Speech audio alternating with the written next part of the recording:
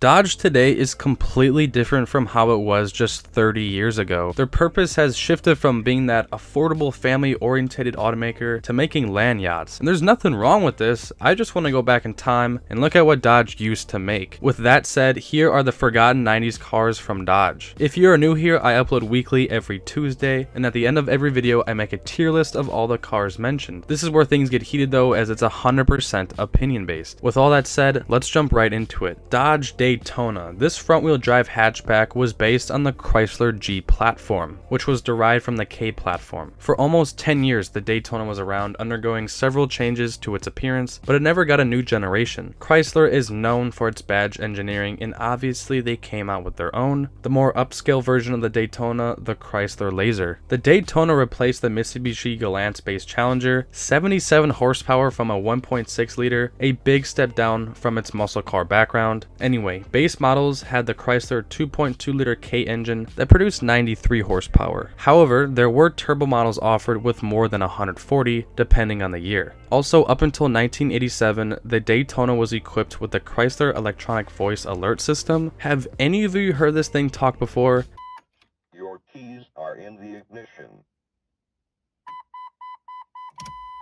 Your headlamps are on. It almost sounds creepy, but still very advanced for the time. 1987 introduced pop-up headlights, a feature that we all know and love, and this is where things start getting interesting for the Daytona. The Shelby Z trim was introduced for this year. Daytona Beach, a place where racing legends are made. Now Dodge introduces a new legend, Dodge Daytona Turbo Z. Chrysler developed the all-new Turbo 2 intercooled version of that same 2.2K engine. 174 horsepower and 200 pound-feet of torque, along with numerous suspension upgrades, although this special trim was discontinued in '91 due to the end of Carroll Shelby's involvement with Chrysler. 1992 would be another redesign for the Daytona, and this is when they removed the pop-up headlights. Also, the angles are rounder versus sharper like in the prior years, and this is when Dodge started using the new ram head emblem, which can be seen on the hood and below the taillights. IROC models were now offered for this year and up, and this would include the all-new RT Performance package, featuring that same 2.2K engine, but this time in its third evolution. Now we have 224 horsepower, a lot more power than when this engine was first introduced. If this engine sounds a little familiar, then you would know this is the same engine that was put in the Spirit RT, which will be discussed later. Dodge Avenger. I always knew the Avenger as this mid-size eco sedan. Turns out that's its second generation. The first generation, offered from 95 to 2000, was only offered as a coupe. We previously talked about that Daytona. This is what replaced it. Similar size and price class too. The Avenger, along with the similar Chrysler Sebring coupe, was built by Diamond Star Motors, or DSM. This was a joint venture between Chrysler and Mitsubishi. This would mean the Avenger would be built on a version of the Galant platform. Chrysler sold their equity stake to Mitsubishi in '93. However, the Avenger and Sebring coupes would still have DSM markings up until '98. Well, I hope you didn't get your hopes up. It's a 2-liter 4 with 140 horsepower. Higher trim models had 150 from a 2.5 liter V6. Although 4-cylinder models had the option of a 5-speed manual, and oddly enough, this was the same transmission used in the Eclipse and Eagle Talon. In 2000, the Avenger was discontinued due to poor sales numbers and was replaced by the Stratus Coupe in 2001. What is it, Bond? It's European. No, I think it's American. I mean, look at the lights. It's Japanese. No, this is an American car. This is American. I'm Bigfoot. The American sports sedan America's been waiting for has arrived. Dodge Spirit, the new spirit of Dodge.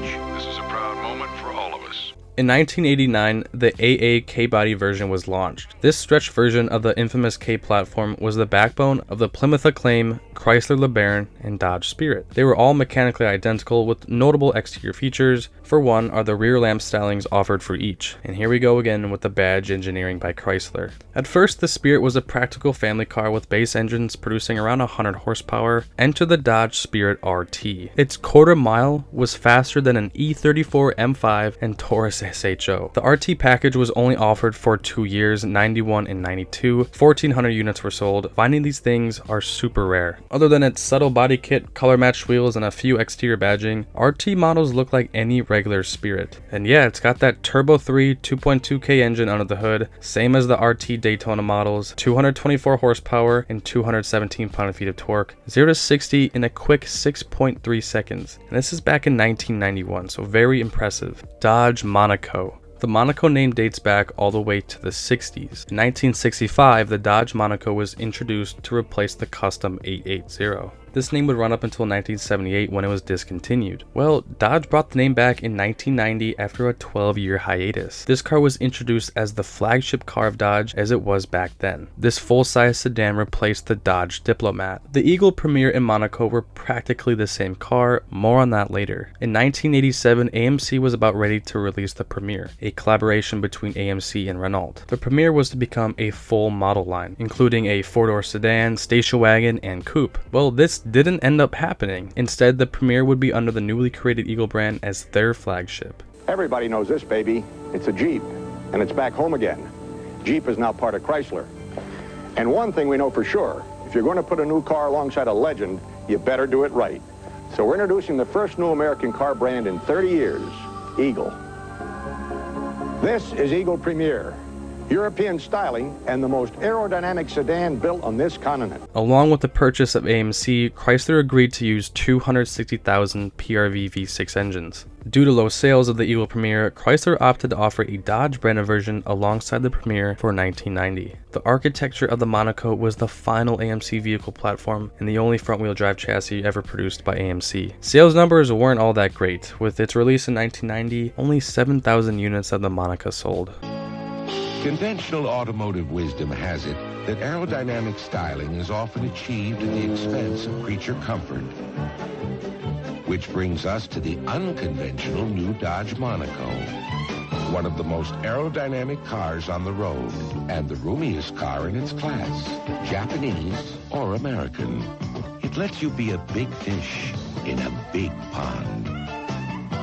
Dodge Dynasty. The Dodge Dynasty replaced the 600 and was slotted between the Spirit and Monaco as previously mentioned. The Dynasty was on the larger side of the Chrysler K variants as it shared its body with the Chrysler New Yorker. From 1990 to 93, the New Yorker, Fifth Avenue, and Imperial shared their underpinnings with the Dynasty, but where they differ is the Dynasty used an extended wheelbase chassis from the Y platform. The Y platform was the longest wheelbase sedan variant of the K car. While fairly popular, the Iacocca styling was boxy and conservative compared to the more aerodynamically styled competition such as the Taurus and Lumina.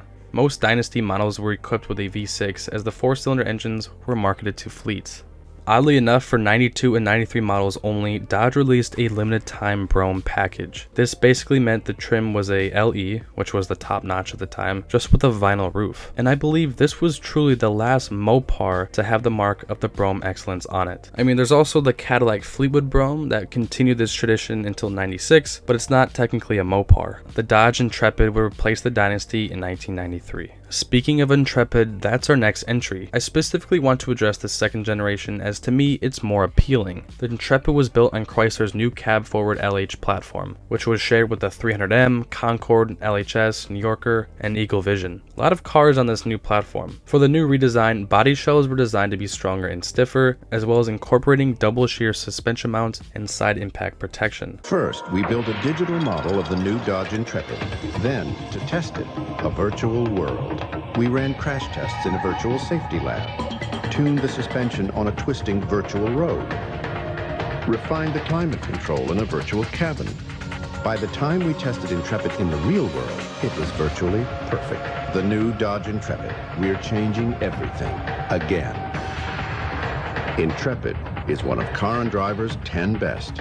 Second gens were also marketed towards commercial and government companies. Some cities actually had the Intrepid on their police force. With this second generation, an RT model was introduced in 1999. It had a redesigned version of that 3.5-liter V6 and was now making 242 horsepower. Now this might shock you, but RT models actually had a detuned version of the 3.5 because Dodge felt its middle-class family owners might start outrage for paying premium fuel. The LHS and 300M Chrysler flagship models had that same same engine, but we're making 253 horsepower. And can anyone in the comments tell me the main differences between the Concorde, LHS, and 300M? I would greatly appreciate it. 300M models cost an extra $5 grand over the RT models, and that's equivalent to almost $10,000 in today's money. The Dodge Intrepid was on Car and Driver's 10 best list for 93 and 94, and again in 98 and 99. For the most part, this was a great car. However, if you got the Intrepid with a 2.7 liter V6, then you weren't so lucky, as these engines were plagued with oil sludge contamination.